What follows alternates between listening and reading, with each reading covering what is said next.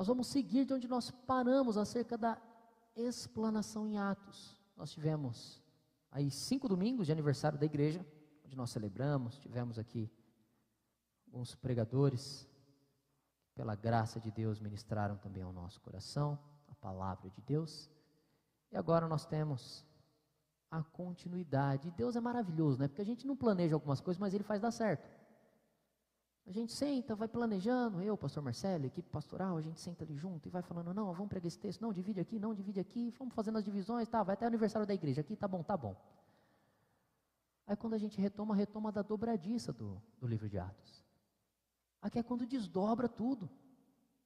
Parou certinho, não parou na metade do caminho, não parou com o negócio para deixar entender depois. Porque assim, aqui parou justamente no momento onde eles vão começar a obedecer o mandamento de Jesus em Atos 1:8. Mas receberei poder ao descer sobre vós o Espírito Santo, e sereis minhas testemunhas tanto em Jerusalém, como em toda a Judéia e Samaria até os confins da terra. Então aqui é o momento em que eles saem do clubismo de Jerusalém e começam a ir além. Judéia, Samaria e confins da terra. É quando eles saem de Jerusalém e começam a pregar o evangelho, onde deveriam já ter ido há muito tempo. Mas é bom nós estarmos juntos, não é gostoso? É que nem na transfiguração, no Monte da Transfiguração, quando Pedro fala assim, bom é estarmos aqui, vamos fazer 3 tendas? E a gente fica aqui, tá bom demais. É muito bom nós ficarmos aqui reunidos em nome de Jesus. É gostoso ficar aqui na igreja. É bom ficar aqui. Olha, meus filhos até obedecem um pouco mais. Minha mãe e meu pai não ficam dando beliscão. Pastor, vamos morar na igreja? Vamos morar na igreja, filho. É bom demais estarmos aqui. E às vezes nós ficamos nesse sentimento de querer ficar, só que Deus falou assim, não é isso que eu quero de vocês. Vocês precisam brilhar essa luz em outros lugares que estão em trevas. Então houve a perseguição a partir de Estevão. Homem cheio do Espírito Santo, foi martirizado, apedrejado, e a partir dele, todos os outros começaram a ser perseguidos. Atos capítulo 8, versículos de 4 a 8. Se você já estava com seu marca-página aí, é só abrir. Se você só estava esperando que nós retomássemos o livro de Atos, então o marca-página está aí esperando, a sua fitinha aí no meio da sua Bíblia, que nem a minha, marcando ali, só esperando você abrir nesse texto novamente. E com texto curtíssimo, do versículo 4 ao versículo 8, eu acho que até às 9 eu devo terminar essa pregação, para depois passar para a ceia ainda. É um trecho muito curto, mas é maravilhoso. Parece que a gente vai começar devagar, né? Uma vez um pregador falou assim, quando o texto é curto, o pastor prega um monte. Quando o texto é grande, o pastor ele prega menos. Aí ele leu o texto lá, Jesus chorou. O homem falou umas 2 horas nesse texto.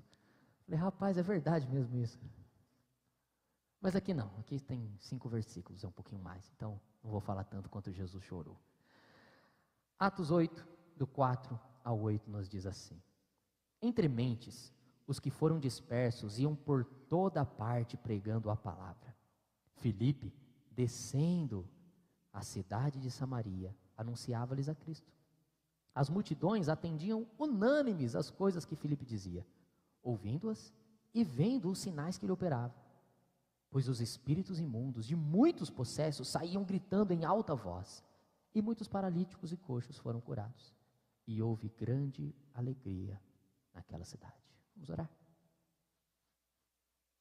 Senhor Deus, nós te rogamos que a tua palavra fale a nós, que o teu Santo Espírito aplique essas verdades eternas em nosso coração, fazendo-nos viver a tua palavra para a honra e glória do Senhor e para a nossa transformação em o nome de Jesus.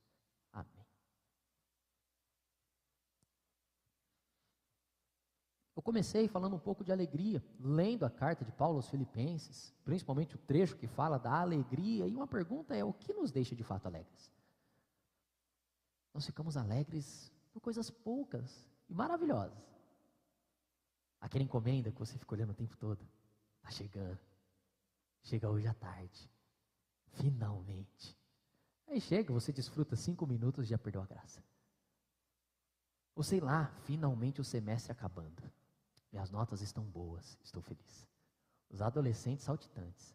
Os jovens na faculdade falam, finalmente vou dormir um pouco. Os que estudam à noite falam, vou deitar mais cedo. Ou vou falar assim, vou aproveitar para maratonar.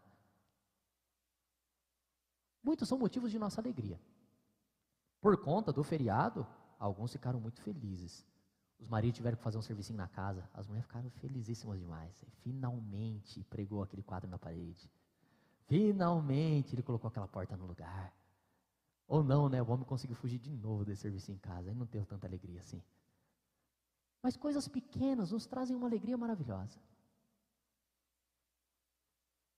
Às vezes o de desabrochar daquela planta que você está regando há um bom tempo. Você rega, coloca nutriente, quando aquela flor começa a desabrochar, brota um sorriso do seu rosto que você não consegue nem explicar, fala que maravilha que é isso.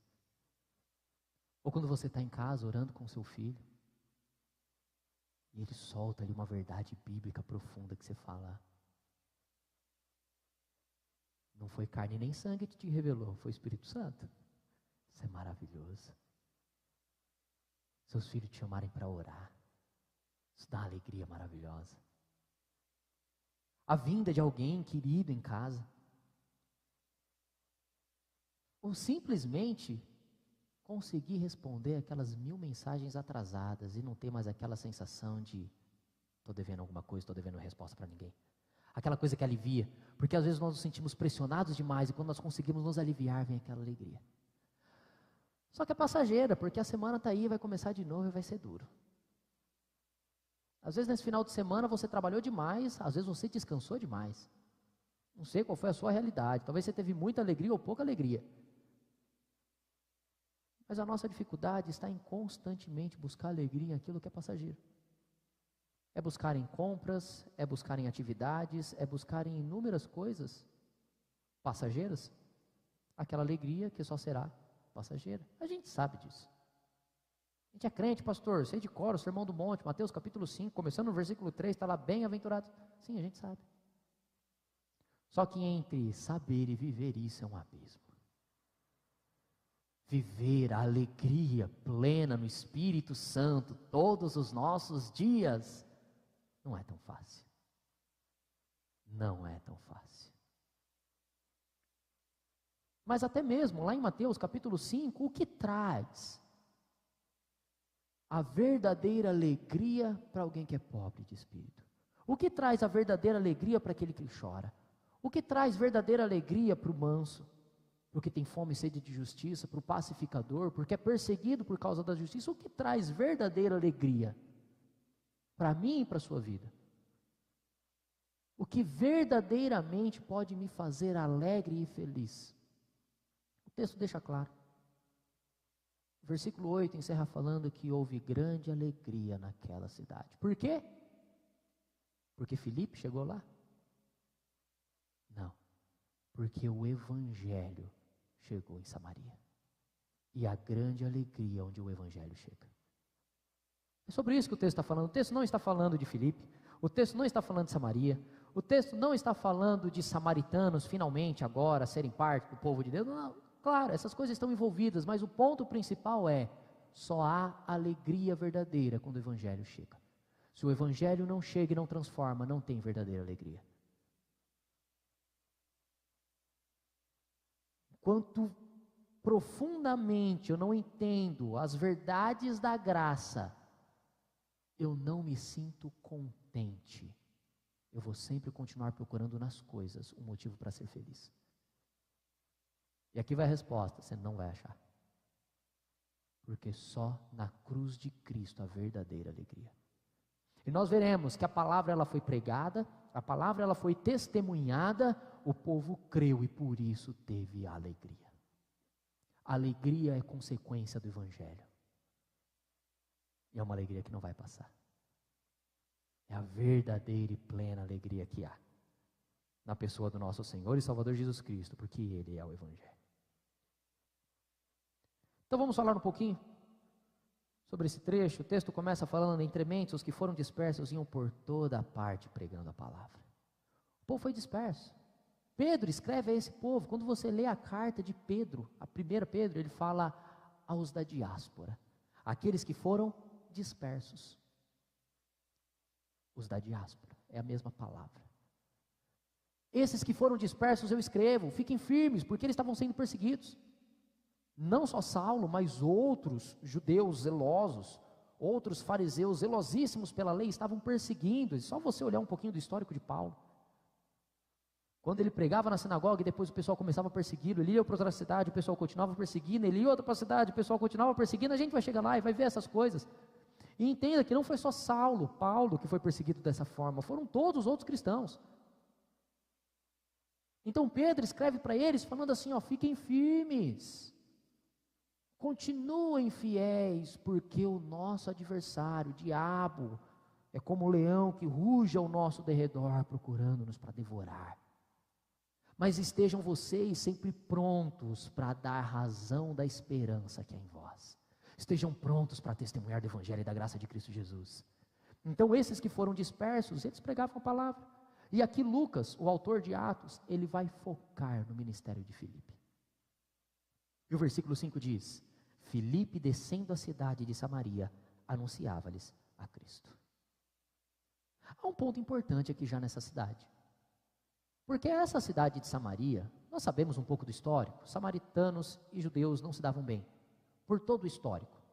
Desde 721, na queda de Samaria, houve ali uma mescla, eles foram mestiços, e para um judeu se misturar com outros povos era motivo de ser expulso da comunhão entre eles.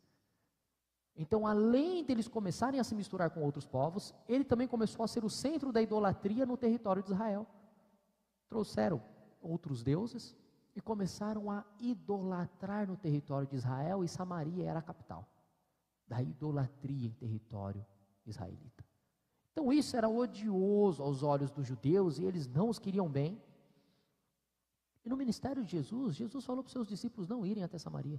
Mateus, capítulo 10, versículo 5, diz assim: Jesus enviou esses 12, dando-lhes as seguintes instruções: não tomem o caminho que leva aos gentios, nem entrem nas cidades dos samaritanos.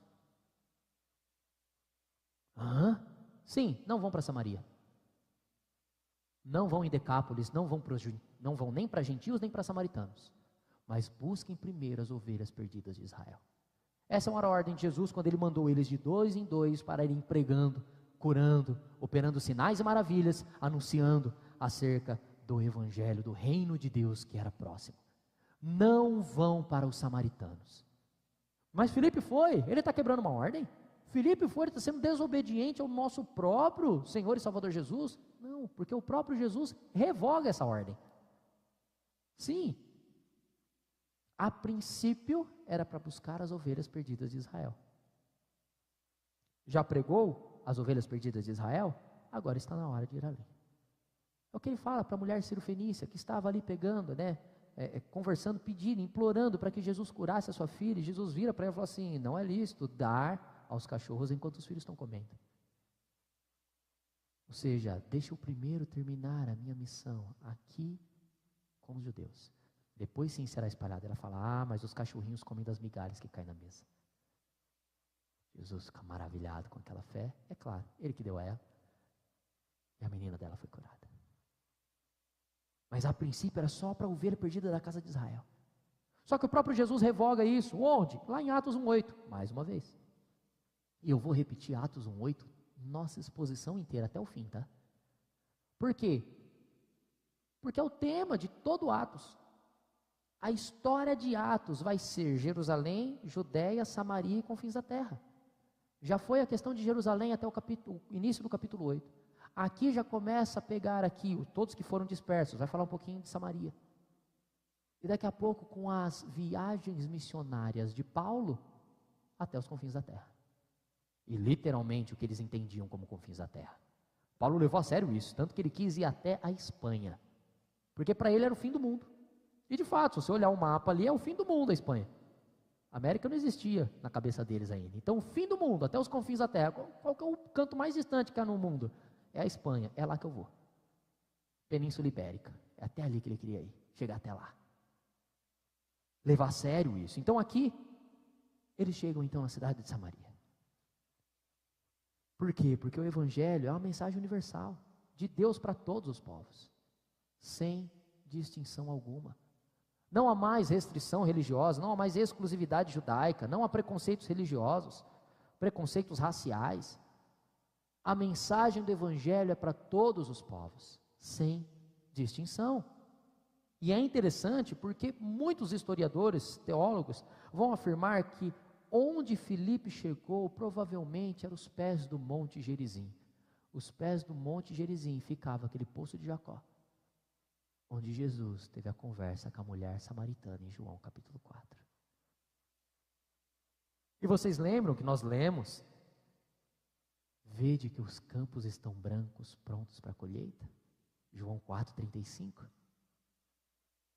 Filipe chega e começa então a colher aquilo que o mestre plantou. Sim, o nosso mestre, Senhor e Salvador Jesus Cristo, esteve em Samaria, pregou a mulher samaritana, a ensinou que não há aquele lugar certo, porque os judeus falam que é para adorar naquele monte, nós pensamos que é esse. E aí, o que o Senhor responde? Eu respondo que Deus é espírito, importa que os seus adoradores o adorem em espírito e em verdade. Essa é a resposta de Jesus. E depois de falar não somente isso, mas também falar sobre a vida dela, quem ela era de fato, ela vai para a cidade, anuncia essas maravilhas, volta trazendo um monte de gente, e Jesus continua pregando o Evangelho, falando as maravilhas que há também para os samaritanos. E ali muitos deles já se convertem, ali muitos deles abraçam a fé. Só que por vezes nem todos. Como assim? Em nossa vida nós demoramos para converter algumas áreas. Tem algumas áreas da nossa vida que precisam de conversão. Tem alguma área da minha e da sua vida que precisa de mudança. Às vezes nós já estamos firmes em Cristo, só que a gente tem uns pensamentos meio malucos às vezes. Às vezes o nosso linguajar não é um linguajar de crente. Às vezes o nosso jeito de lidar com as pessoas não é um jeito de crente.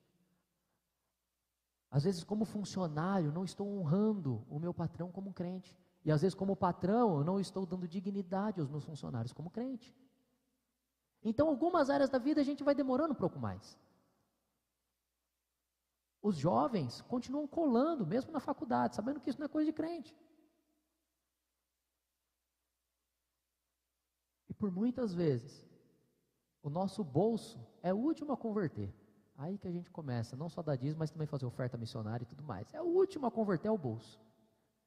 Tem várias coisas em nossa vida que nós demoramos um pouquinho para conversão. Já somos convertidos, salvos em Cristo, mas tem algumas coisas que precisam ser mudadas. Por muitas vezes a palavra é lançada, o pastor vem aqui, fala e você fica se questionando, mas eu não acho que eu vivo errado nesse sentido. Eu vivo. E você vai digerindo aquilo e depois de um tempo essas coisas vão assentando em seu coração e você fala, eu tenho que tomar vergonha na cara e mudar logo esse jeito de ser. Preciso mesmo de uma mudança, preciso de transformação, preciso ser moldado e transformado pelo Evangelho, pela graça de Cristo. Eu tive um professor que, lá no seminário, ele falou isso, me converti. Como assim? Você é professor, você é pastor, depois de anos você fala que você converteu? Não, uma área da minha vida.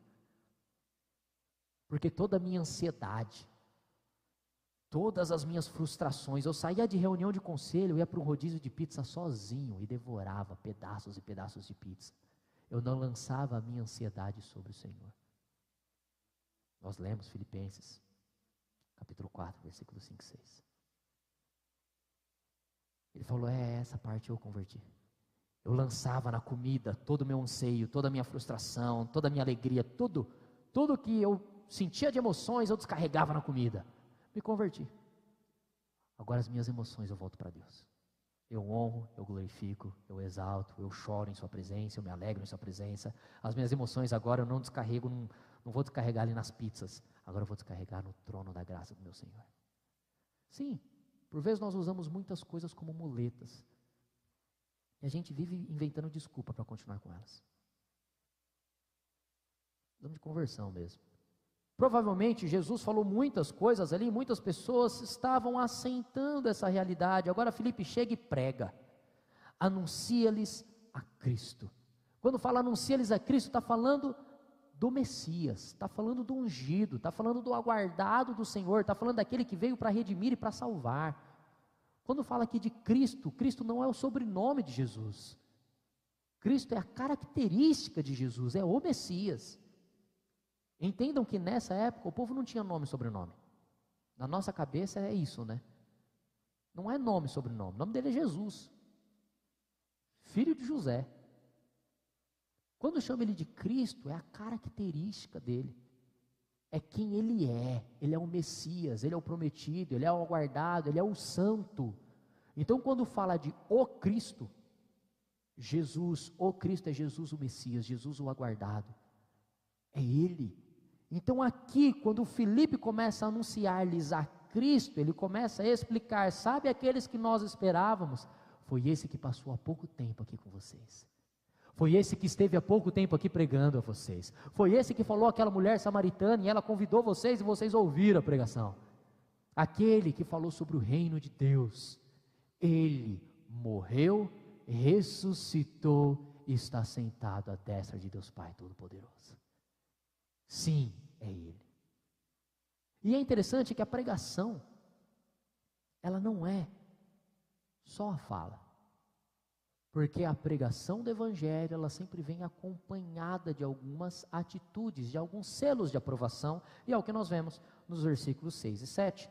As multidões atendiam unânimes às coisas que Filipe dizia, ouvindo-as e vendo os sinais que ele operava, pois os espíritos imundos de muitos possessos saíam gritando em alta voz, e muitos paralíticos e coxos foram curados. A forma pela qual o Evangelho vem trazer a alegria ao povo, é através da pregação da palavra e do selo dessa pregação. Aqui no caso, os sinais que acompanhavam. Os milagres atestavam a veracidade daquilo que estava sendo dito. Aquilo que ele falava vinha acompanhado de atitudes, vinha acompanhado de curas, vinha acompanhado de expulsão de espíritos imundos. A pregação do Evangelho acompanha o testemunho de Filipe. Essas coisas caminham juntas. Pregação e conduta. Essas coisas não andam dissociadas. Se eu for pregar o Evangelho, eu também preciso viver o Evangelho. Essas coisas estão completamente unidas. Aqui, conforme ele pregava, ele também vivia. Tinha o selo da aprovação de que aquilo era verdade, com sinais e maravilhas. Então ele estava pregando e a multidão estava atenta por conta dos sinais que eram operados. Eles ouviam e eles viam os milagres. Eles ouviam e viam o Evangelho se materializando na frente deles, trazendo alegria. E sim, o Evangelho cura. O Evangelho transforma.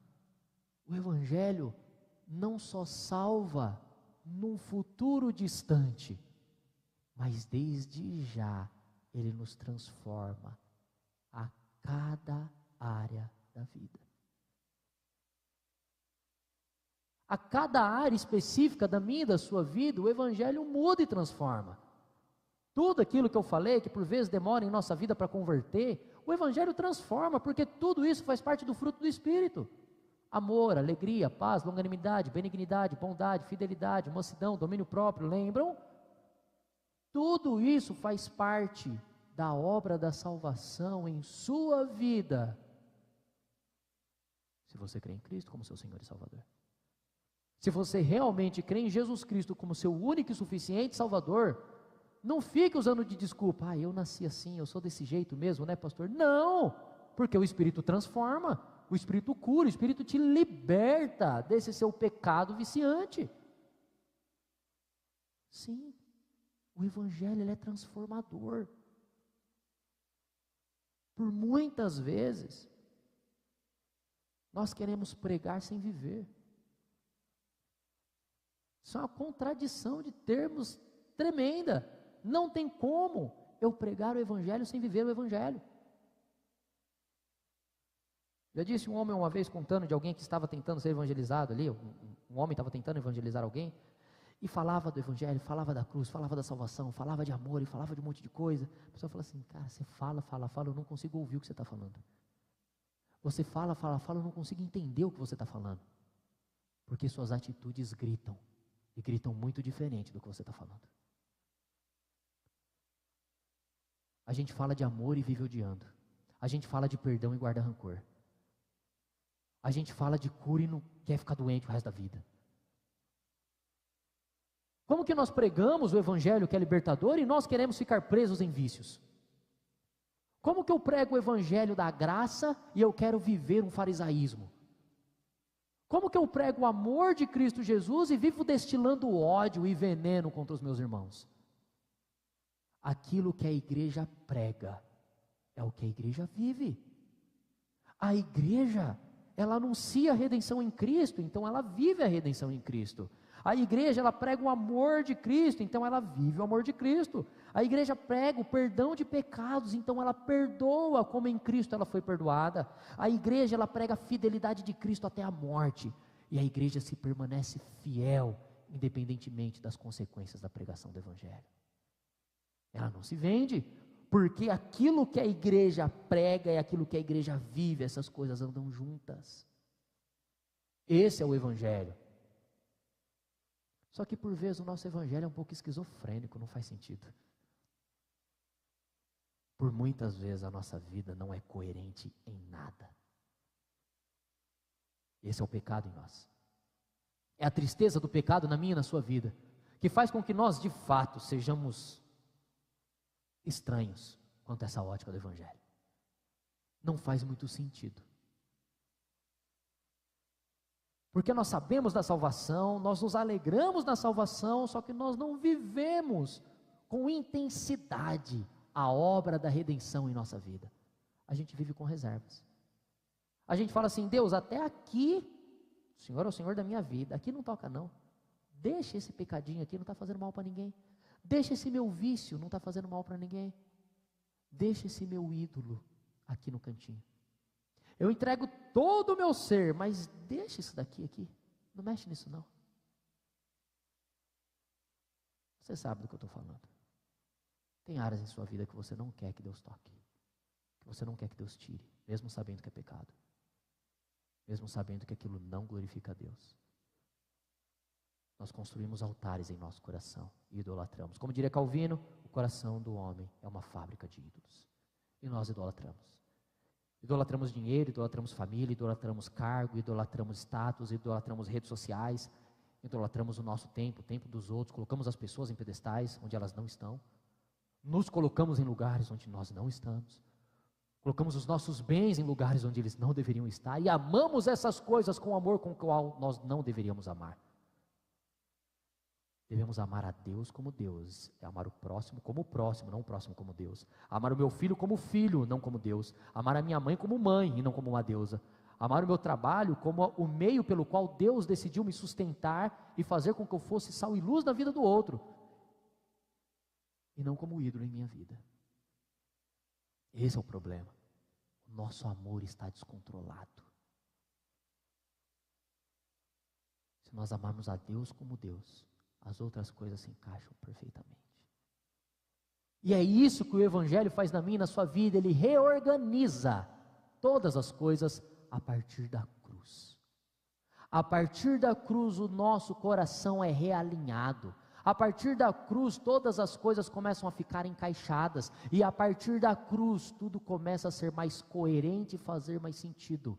As minhas ações vão começar a corresponder à minha fala.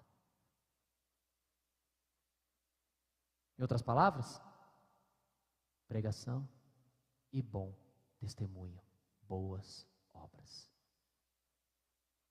Aqui eles viam as obras maravilhosas que Filipe estava fazendo. E sim, naquela época, estava acontecendo aqui curas milagrosas, expulsão de demônios, coisas maravilhosas. E eu não vou limitar o Espírito Santo e falar que essas coisas não podem jamais acontecer.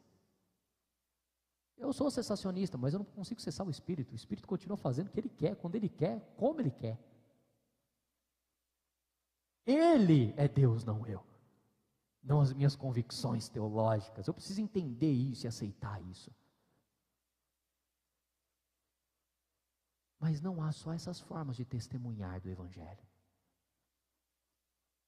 Porque por muitas vezes, Você está aqui porque alguém não só pregou o evangelho, mas testemunhou dele na sua vida. E às vezes tem alguém aqui que fala assim, pastor, é verdade, eu só estou aqui porque fulano testemunhou do evangelho, eu estou ouvindo o evangelho agora aqui da sua boca também, eu quero entender melhor isso e viver melhor isso, eu quero ser alegre desse jeito. Sim, a palavra continua sendo pregada e vivida, e a partir do momento em que ela é pregada, ela é vivida, ela começa a fazer sentido para mim e para a sua vida, isso é transformador, isso é libertador, isso traz verdadeira alegria. Viver a coerência do evangelho, em palavras e ações. Consequência disso? Alegria. Versículo 8. E houve grande alegria naquela cidade. O evangelho fala sobre salvação, esperança, cura para os males físicos e espirituais. O que mais poderia dar motivo de alegria?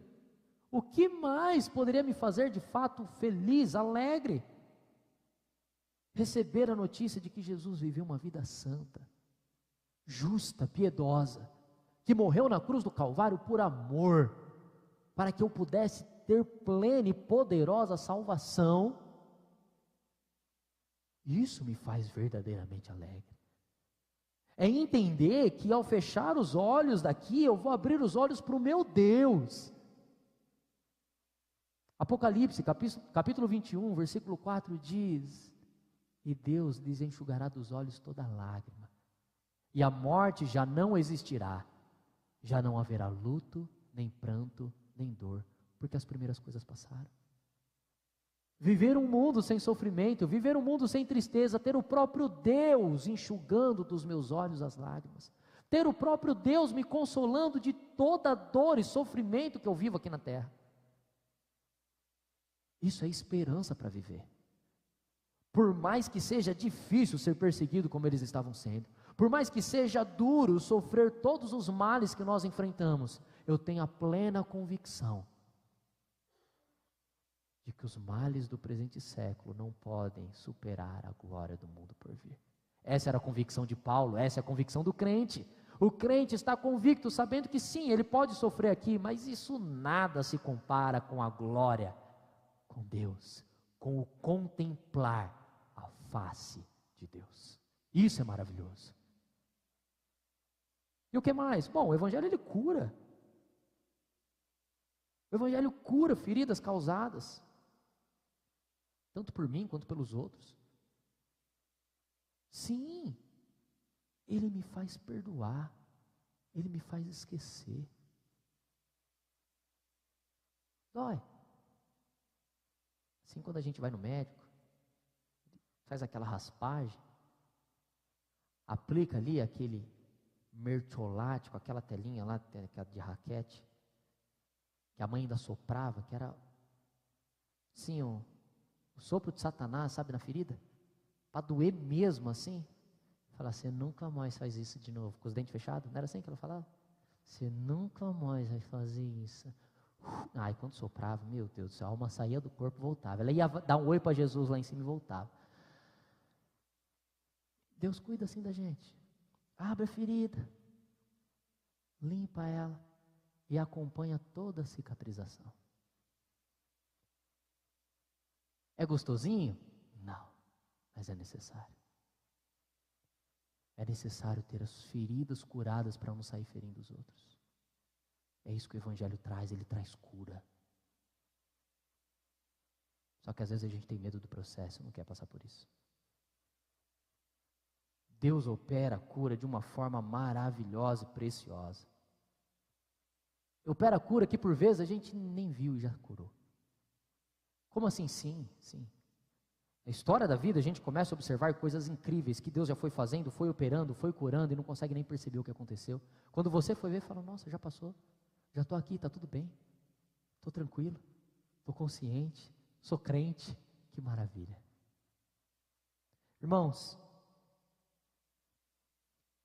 mas e se a cura não acontecer? A pergunta que eu me faço. Paulo passou por alguns lugares e deixou alguns enfermos no meio do caminho.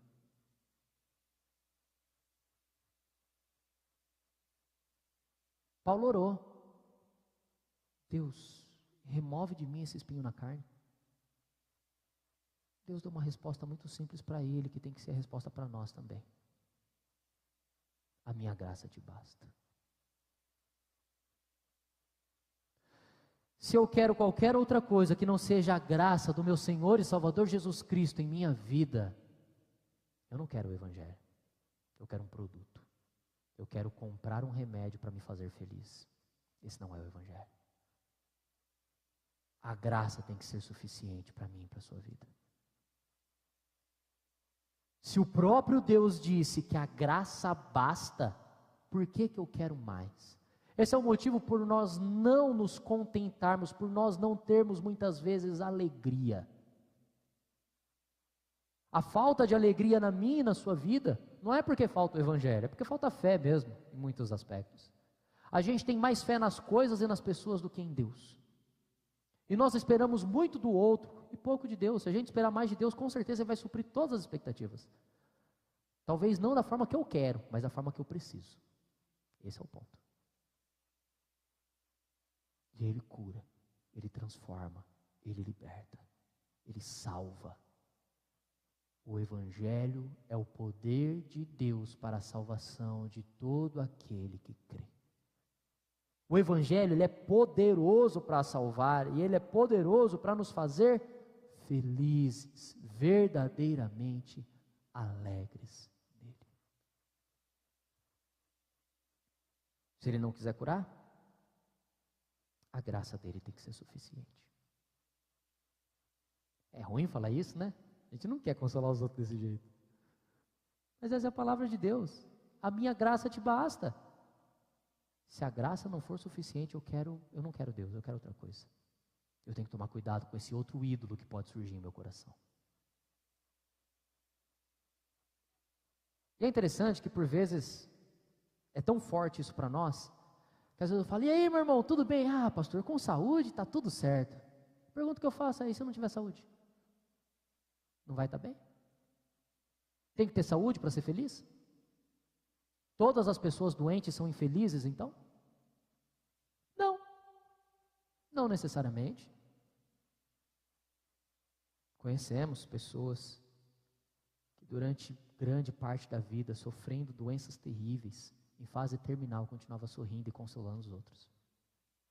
Contentes em Deus. Porque aqui passa. Com Deus é eterno. Isso de fato consola, isso de fato fortalece. Concluindo, irmãos, por que uma alegria intensa chegou na cidade?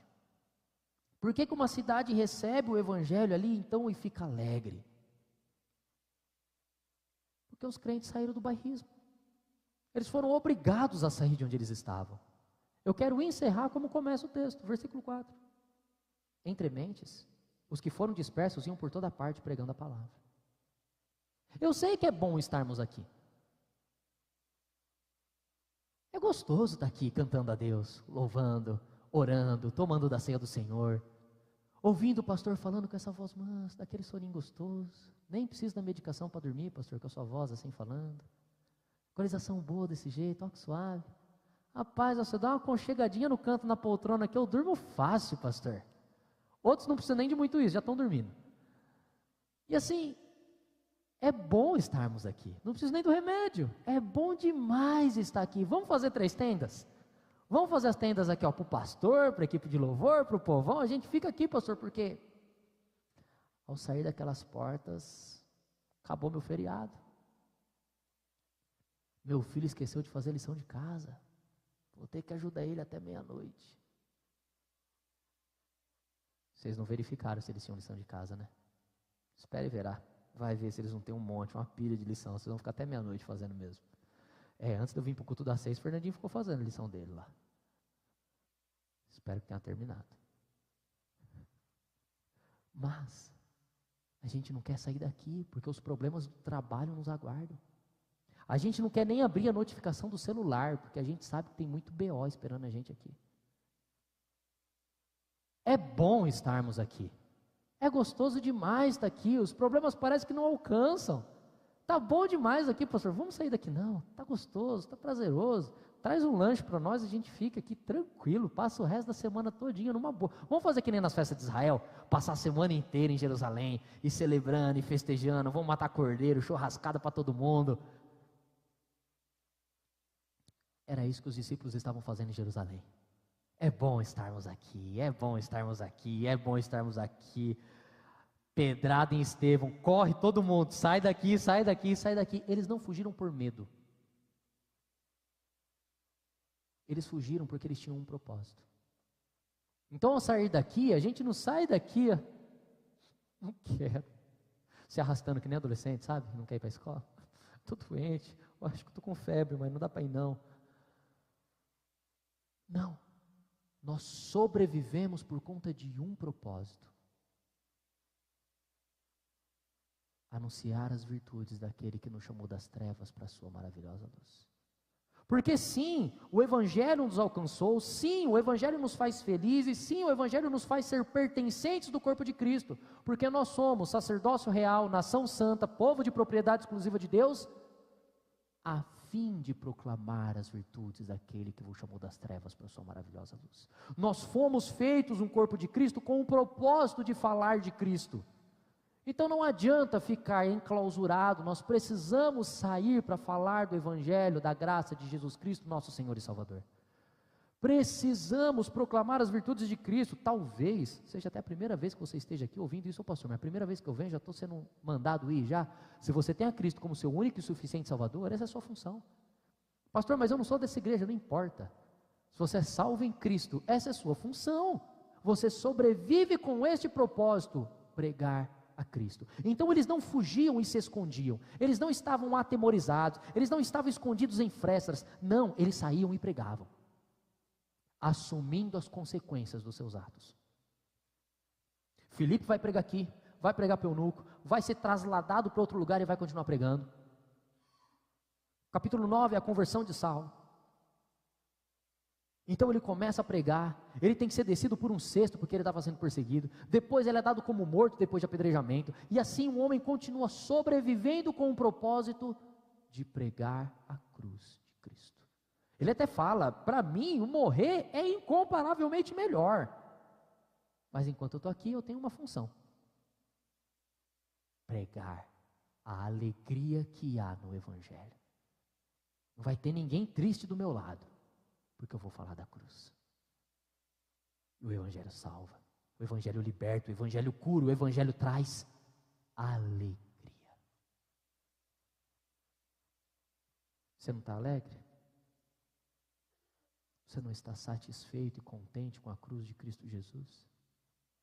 Lembre do propósito da cruz: para a salvação, transformação e cura da sua alma, cura da sua vida.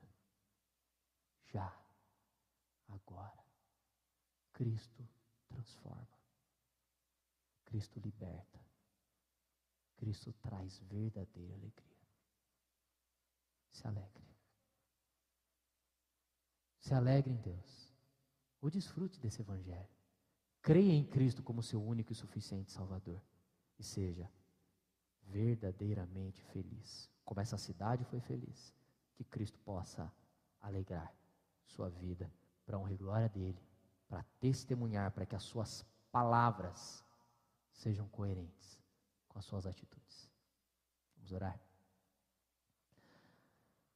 Senhor Deus, nós nos alegramos em Ti, ó Pai, porque em Ti há salvação, em Ti há redenção dos pecados, só em Ti